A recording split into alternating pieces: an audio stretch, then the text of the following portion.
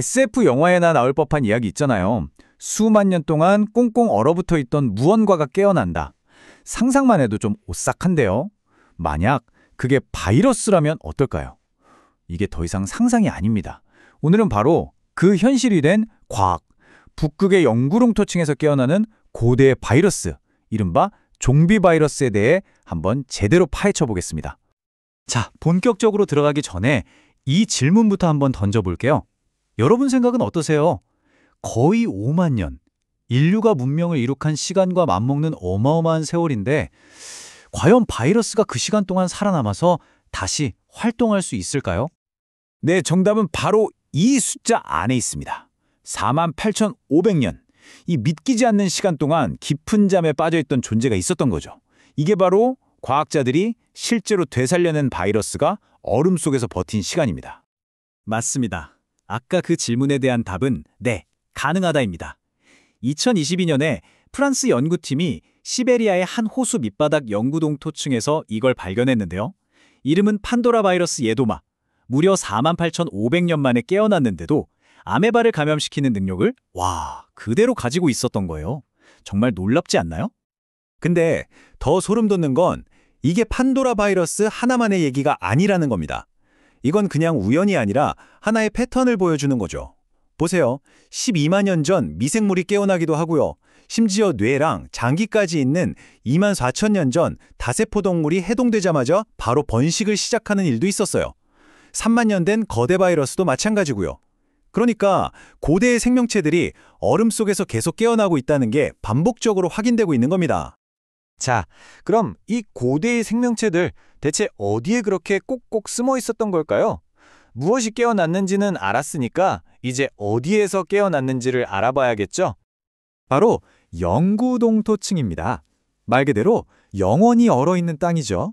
북반구 육지의 무려 4분의 1이나 덮고 있는 이 거대한 땅은요, 수십만 년 동안의 모든 유기물, 그리고 그 안에 살던 미생물들을 완벽하게 보존해온, 뭐랄까, 지구의 거대한 타임캡슐이자 자연 냉동고라고 할 수 있습니다. 우리가 보통 북극하면 그냥 눈보라치고 텅 빈 그런 모습만 떠올리잖아요? 근데 사실은 전혀 아닙니다. 이 영구동토층 위 툰드라는 아주 복잡하고 활기찬 생태계예요. 3,000종이 넘는 식물은 물론이고 북극여우나 순록 같은 동물들, 심지어 그 추위에 적응한 모기까지 살고 있죠. 땅이 얼었다 녹았다 하면서 만들어진 핑고라는 독특한 언덕은 놀랍게도 화성에서도 발견된다고 해요. 이렇게 특별한 생태계가 지금 큰 위협을 받고 있는 겁니다. 네, 이 얼어붙은 세계의 단단한 자물쇠를 풀어버리는 존재가 있죠. 바로 급격한 기후변화. 우리 이야기에 진짜 악역이 등장하는 순간입니다. 수만 년간 굳게 닫혀있던 판도라의 상자가 지금 서서히 열리는 거죠. 기후변화가 가져오는 바이러스 위협은 크게 두 가지 방향에서 오고 있어요. 첫 번째는 침입입니다. 지구가 더워지니까 원래 따뜻한 곳에 살던 댕기열모기 같은 것들이 점점 북쪽으로 올라오는 거예요. 그리고 두 번째가 바로 오늘 우리가 다루는 각성입니다. 영구동토층이 녹으면서 우리 인류의 면역체계가 한 번도 만나본 적 없는 완전히 새로운 미지의 바이러스들이 세상 밖으로 나오는 거죠. 이 각성의 위협이 그냥 그럴 수도 있겠다 하는 수준의 이야기가 아니라는 걸 보여주는 아주 비극적인 실제 사례가 이미 있습니다. 이건 미래에 대한 예측이 아니라 이미 일어났던 현실의 이야기입니다. 얘기는 2016년 여름으로 거슬러 올라가요. 시베리아에 기록적인 폭염이 닥치면서 영구동토층이 녹아내렸습니다. 그러자 75년 전에 탄저병으로 죽어서 묻혔던 순록 사체가 땅 위로 드러났죠.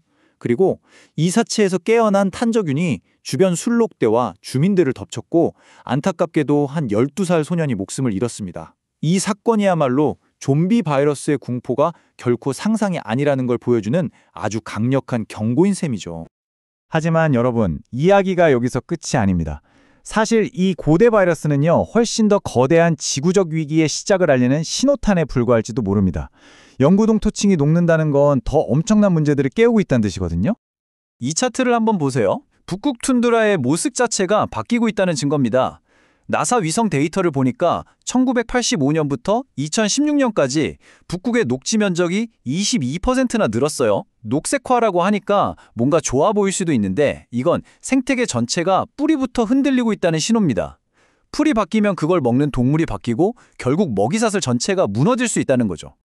그리고 훨씬 더 심각한 문제가 있습니다. 영구동토층은 지구상에서 가장 거대한 탄소 저장 창고 중 하나거든요. 그런데 지금 그 창고 문이 활짝 열리고 있는 겁니다. 핵심은 이거예요. 땅이 녹으니까 미생물들이 수만 년 동안 얼어있던 식물 사체를 분해하기 시작하는데 이 과정에서 엄청난 양의 이산화탄소와 메탄가스가 나와요.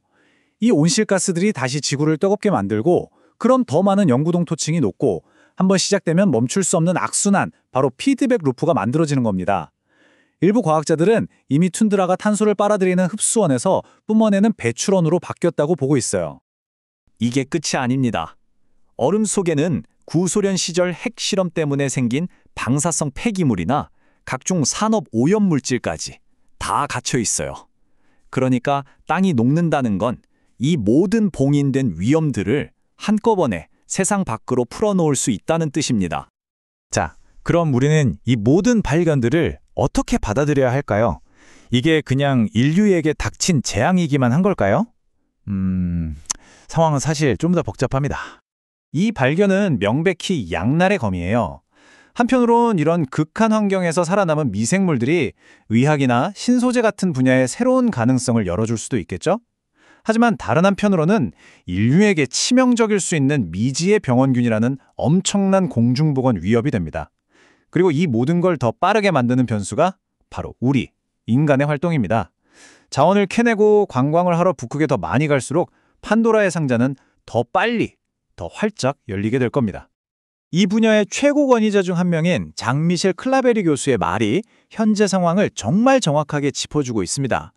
우리의 경제활동이 어떻게 의도치 않은 재앙의 방아쇠가 될 수 있는지 정말 섬뜩하게 와닿는 말이죠. 오늘 우리는 얼음 속에서 깨어나는 고대 존재들을 따라가 봤습니다. 이건 단순히 흥미로운 과학 이야기를 넘어서 기후변화가 얼마나 예측 불가능하고 복합적인 위협인지를 보여주는 명백한 증거입니다. 북극이 녹으면서 풀려나는 건 바이러스만이 아닐 겁니다. 어쩌면 우리가 아직 상상조차 하지 못하는 또 다른 무언가가 우리를 기다리고 있을지도 모르죠. 여러분은 어떻게 생각하시나요?